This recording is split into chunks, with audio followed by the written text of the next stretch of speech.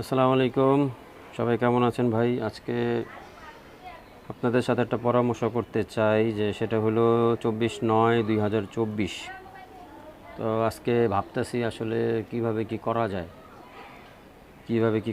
কিভাবে যাওয়া যায়। আসলে ইটালি এখন সম্ভব না, কাগজপত্র সবই ঝুলা আছে।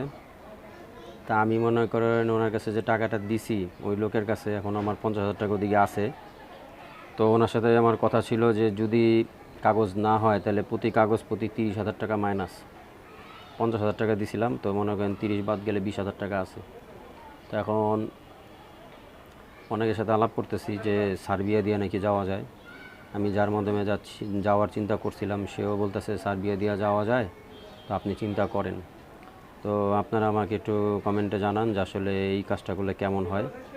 তো আমার ইচ্ছা আছে যে সার্বিয়া দিয়ে কাগজ জমা দিব ইনশাল্লাহ। তো দেখি কত দূর হয়। তো সবাই সাথে থাকবেন, লাইক কমেন্ট শেয়ার করবেন, আর ভালো মন্দ আমাকে মেসেজ করবেন। তো আজকে এই পর্যন্তই। আল্লাহ হাফেজ।